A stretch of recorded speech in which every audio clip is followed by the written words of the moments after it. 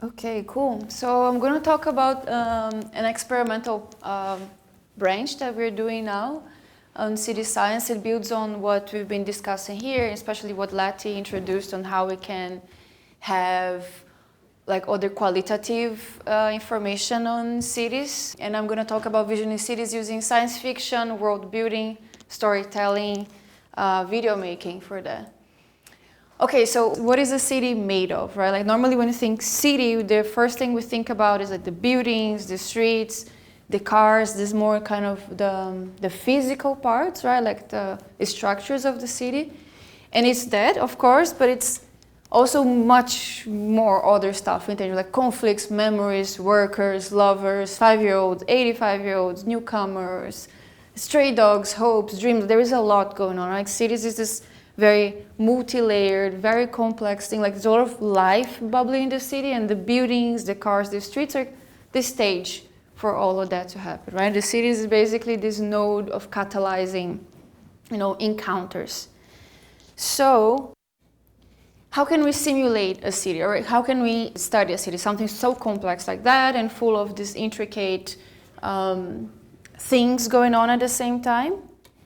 One way is the cityscope, right, as our colleagues were talking about, that you make, for example, tangible interfaces and you build mathematical models to simulate the behaviors of agents in the city. That's one way. And also, now, can we also use something else, like fiction, as a tool to simulate urban experiences and think about how can we try to give like an atmosphere, like a granularity of a subjective point of view, okay? And then in that sense, we're studying fiction and movie making for that, because fiction is as old as humanity, right? Since human beings exist, we're inventing stories. We look at the stars and we create narratives to explain the world. And that is a great thing to help us really get inside of a person, like put yourself in the shoes of someone and navigate a world through that story.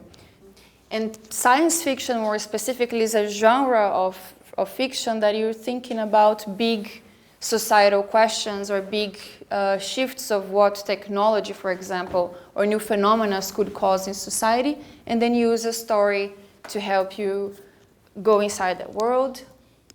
I want to do a little bit of show you this piece called The History of the Future by Reynolds. So he was making a collection, this archaeological collection of visions of futures from the past.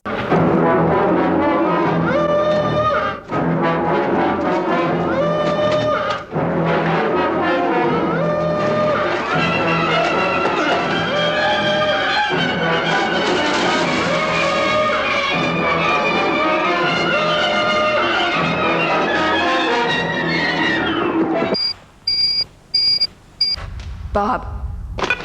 Eureka reporting from West 123rd Street. Is Morris Passworthy there? On my way. He's on his way. Good.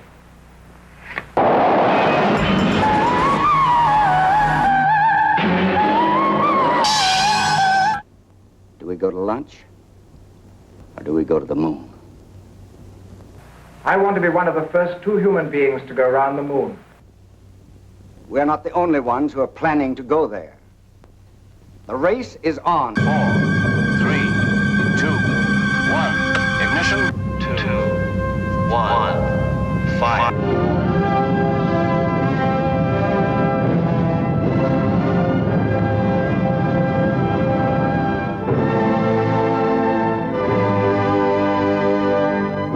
I take possession of this planet on behalf of and for the benefit of all mankind.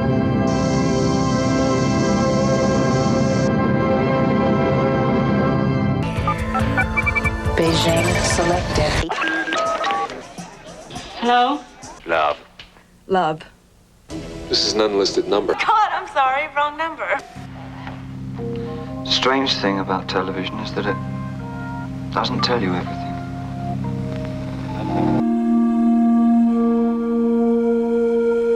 Is man never to rest? I accuse myself of the following crimes. Do you have the answer, Linda? In the blue room?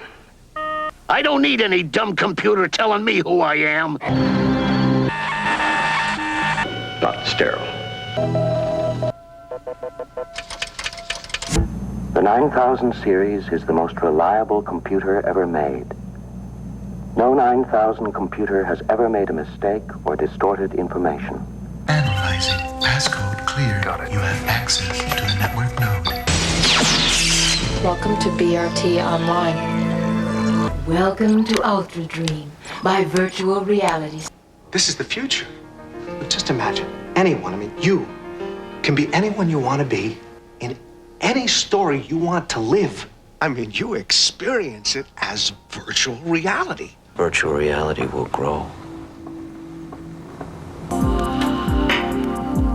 Let me touch you. I want to get online. I need a computer. To do their dirty work, the corporations created a race of biomechanical men called the Cyberons.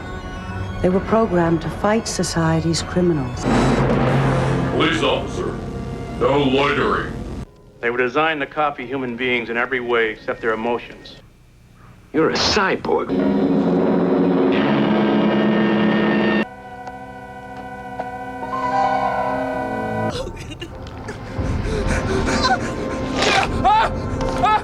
I'm a domestic service menial of the 400 series. How do you like your women? Blonde? Brunette? Redhead? Face job? Full body job? Just the face. Fine, Holly will get you ready. I recommend a more detailed study of our projections. There are new suggestions.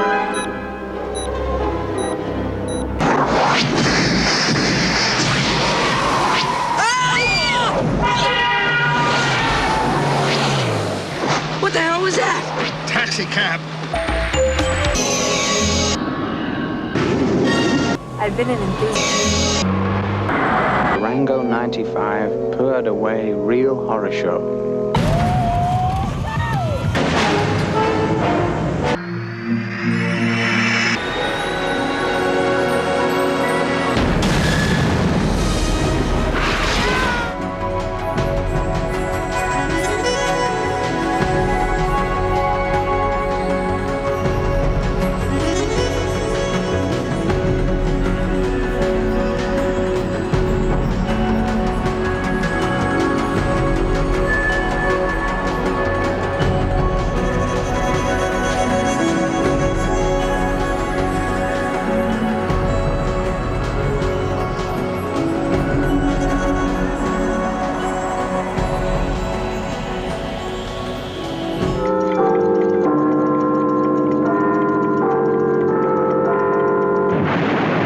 The intent here is to gain a clear perception of humanity. Where we've been, where we're going, the pitfalls and the possibilities, the perils and the promise. Perhaps even an answer to that universal question. Why? Time. From creation to now, tugs toward all yesterdays almost as strongly as the unborn tomorrows that stretch toward all eternity. Someday, man will strike a balance between these two great universal forces, the past and the future. And then will man make a fantastic journey to the center of time.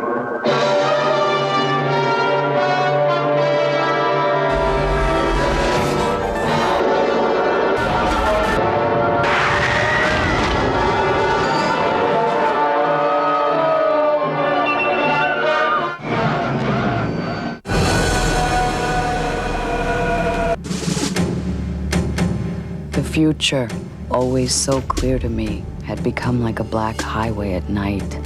Oh no, time's going crazy already. Time changes space. Time bends. Space is boundless. What more is there than the universe, Spock? There is just one reality left. We are here and it is now. You get hold of that and hang on to it, or you might as well be dead. Is it true that a long time ago, firemen used to put out fires and not burn books? Things ain't what they used to be. Wrong. Hey, Luke Skywalker. Use the Force. The Force? I don't know who you are or where you came from. Aren't you the least bit interested in in who I am, where I come from. Should I be? Look, I ain't in this for your revolution, and I'm not in it for you, Princess. I expect to be well paid. I'm in it for the money. This world is so full of wonderful things. What makes people suddenly go berserk and hate everything anyway? I mean, why does there have to be an underground? After all, there's the orb, and there's the telescreen, and there's the orgasmatron. What more do they want? It's hard for us to understand the criminal element. We're artists. We respond only to beauty. An eye for an eye, I say.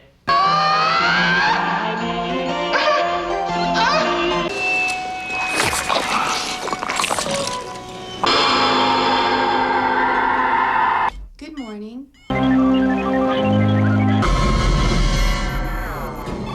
Retina.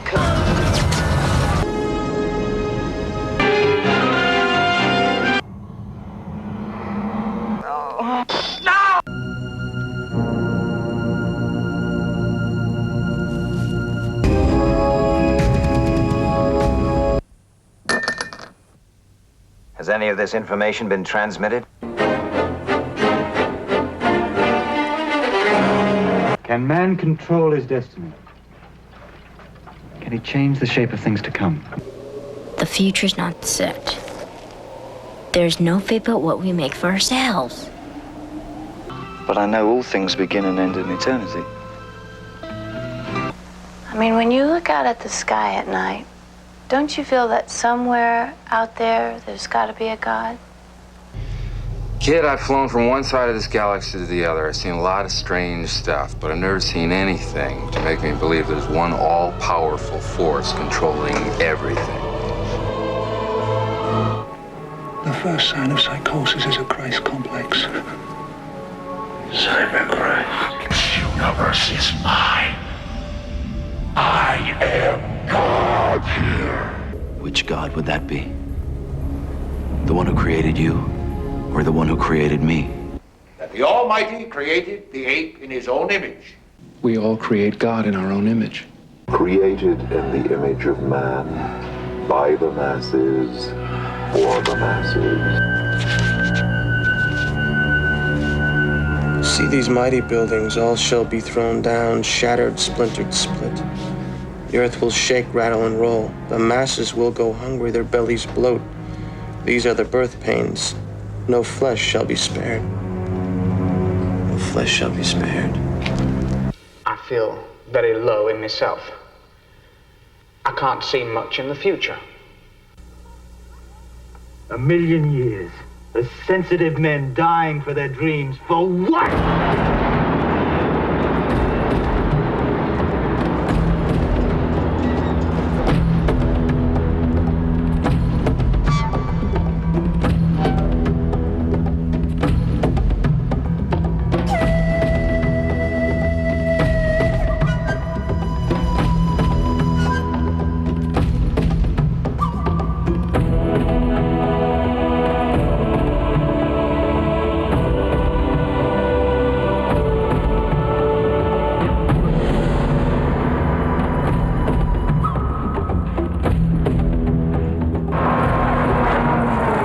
It's clear that they're becoming an epidemic that should be dealt with.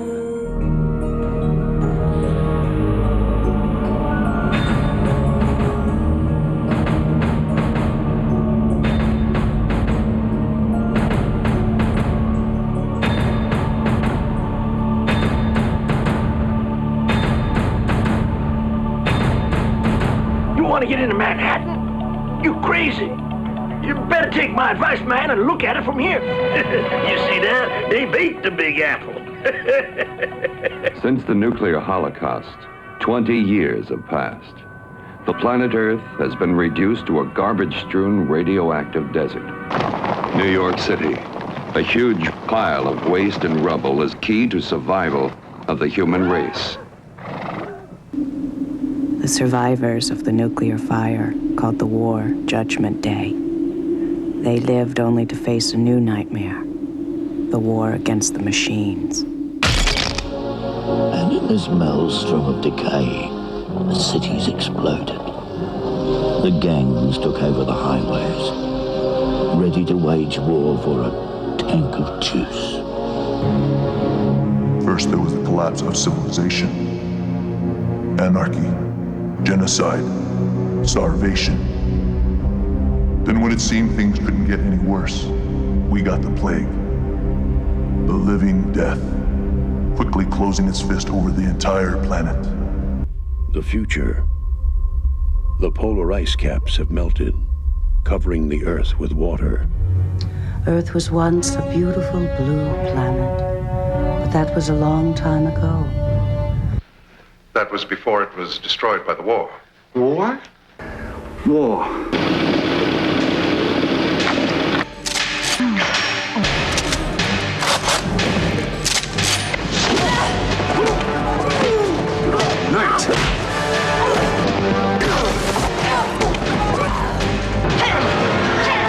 It's funny how the colors of the real world only seem really real when you video them on a screen. Shut up! Death.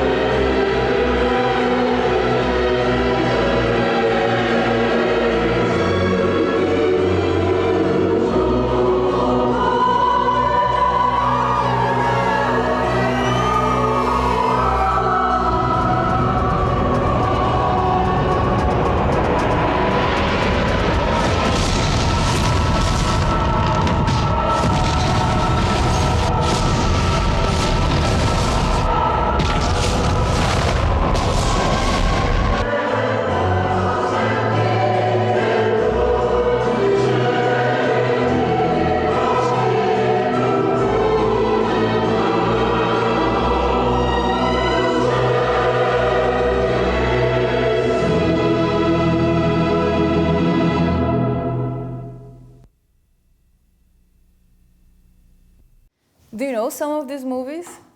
It's a bit old, but yeah, I think this piece, it was done in the late 90s or mid 90s or something, but this is a great compilation of how people have been envisioning the future throughout the decades, right? And I think one of the most important thing about when you do science fiction is actually it gives you a lot of a possibility of look critically today and ask where we're heading towards, right? And make important questions. I think good science fiction are really is about big philosophical questions, human questions that it asks.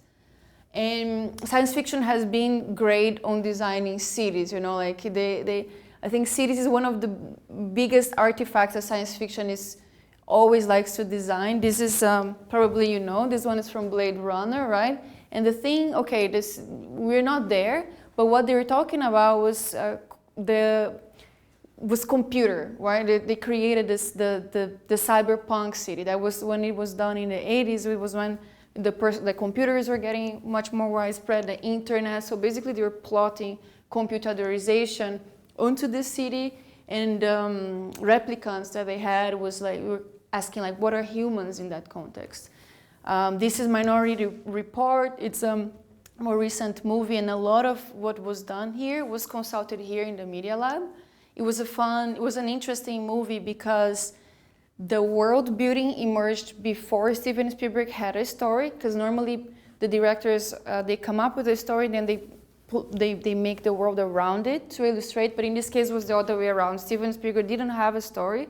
He created a world, coming here to the Media Lab, doing meetings, checking the technology of the time, and then a story emerged out of that. And this one, Her, maybe some of you saw, it's a great movie. The city is not that different from today if you look at it. Also because it's a much more near future situation, but it's a city that is talking about isolation, right? Every single shot, every single framing is about saying how that guy is lonely in the city, and you always have, like this kind of image. You don't need to know the backstory, but you know he's alone, right? And you always have this AI voice overlaid on him. And there you have the city, the metropolis, which is basically this movie set the stone of what normally future cities look like in our mind. It was a film from 1927. It's a German movie by Fritz Lang. The writer was his wife, Thea von Hubble. It is set, this future is set in 2026, so we're about to get there. And basically the premise here is a society that is very divided. Like you have the rich people that lives on top and the poor workers that live on the bottom, and in the middle you have the machines. And the context of, how many, have you ever watched Metropolis? Any of you? You watched? I've not watched it, I've heard about it. But you know about it. Star Wars borrowed a lot from it, right? The main city, Planet City of Star Wars, Coruscant, is also pretty much the same model where it's like endless levels down. Yeah, exactly. This movie influenced a lot. Like the way we shoot, this idea of a divided city, that the more towards the bottom it's like poor or something, and as you go up, something else exists. It really set the stone. Also a lot of like this style of editing. But yeah, I think you as city people, city enthusiasts, you should really watch it. It can be a bit hard because the pacing is slow, but it's an amazing, super interesting movie. And basically the context of this was the First World War aftermath. There was civil unrest. There was a lot of poverty in Germany at the same time. Electricity was just emerging. So electricity was already being invented, like the electrical machines, but it was getting to people's houses. So there was a lot of, people were very concerned and critical about electricity, like these things moving in a weird way. That's why the main character of this movie is this robot that is causing chaos in the city. Also, elevators were emerging. Newark was also emerging as a force in the world, as a global force. So although this is set in Germany, it looks like New York at the time. But basically the main, like, let's say, it's never shown in the movie, but the story is driven by this layered city. You have in the middle the power rooms, this kind of electricity rooms where all the workers are like really in extenuated working hours, like dying to keep these machines alive. The workers, they go to the down with this dark place where they're always kind of cluttered and always, working, or, there's always never something fun going on. Then you have the middle, which is the machine. And then on top, you have the capitalist city where everything is beautiful. You have, sports and cool stuff going on, and everybody's just living this leisure life. And although we never got to this city, right? But what this movie was great to point at was a new technology coming into the city and coming into everything, which was electricity and other trends, and how that thing was pushing us into this division of classes, this division of opportunities in cities. And they were very accurate. Like, this is a current photo of a city, a favela in Brazil, where I come from, and you see, right, like it's not the flying cars or the bridges, but the division. Like we're really getting there in the metropolis. So that's the point of, you know, questioning, using fiction to a way to question what we have. And with that, we're coming to like the final part of this conversation, the city sci-fi course. We've been teaching Kent, Luis, myself, Maitane. We've been teaching for 2 times here in the Media Lab as a long course, but we also have been doing smaller versions in like weekend or 2 weeks. We just came back from the Midwest, Luis and I, bugging him. We just came back from the Midwest. We always have different themes. We did last weekend, it was about mobility and AI. Last semester we were talking with the students here in the Media Lab about ecology futures and how cities can be more embedded in forests. Sometimes we do it like, we change every time a little bit. The students are creating amazing stuff, and they also have the opportunity to test with new technologies for visuals, you know, AI, Unreal Engine, traditional taking footage. Is very, very interesting. And we're realizing it's a great tool to create insight also as a design process, because when you're doing the journey of a character in a movie, really like makes you embody yourself in what's going on in that world. You really have to think exactly what is going around. It's also a great communication tool. And, you know, we're trying to create here new imaginaries in the end of the day, because I think like whatever we came up so far in the world really clearly is not working, right? And we need some like more imagination to think of what a city is like, what a future can be. And I think these kind of courses are really help students unleash, you know, and think about more radical possibilities. And now I just want to show you, to close this, a little segment of some moments of what the students have been making. So it's pretty cool. The students are really doing awesome stuff, so just have a glimpse of what they're doing.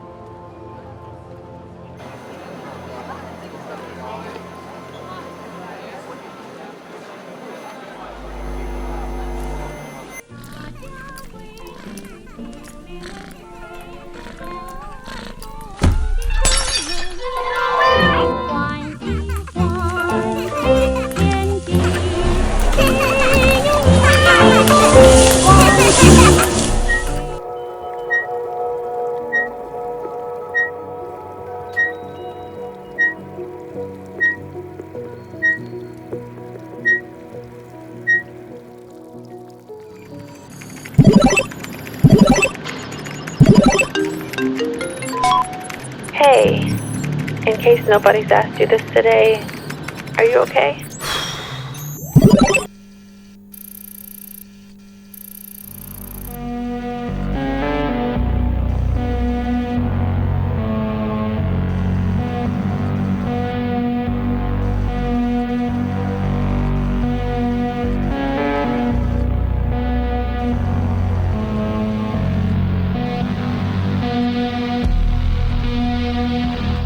Don't you think it blows your mind sometimes to think about how fast we grow? Like, I used to think so much of becoming a grown woman in a whole new city one day. And now that I'm already here, in retrospect, I also kind of wish I could have hoped for this maybe a bit less. Because now, I realize that those times are fading forever in the past, and I can't really do anything about it.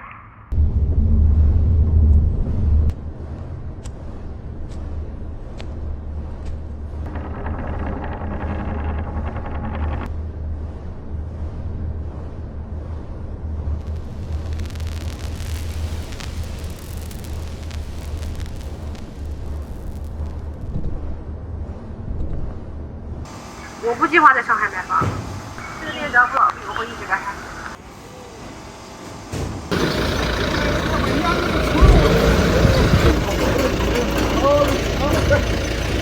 你个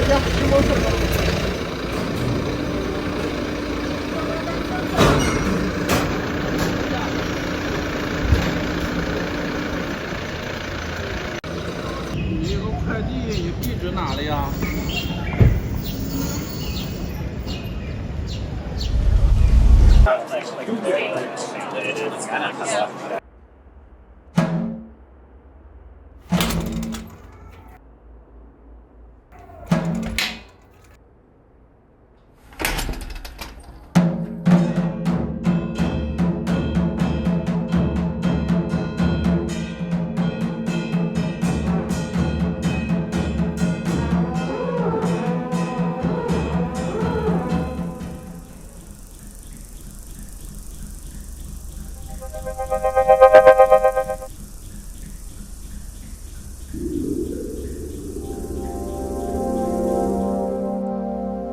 ？I was born to protect and care for the forest.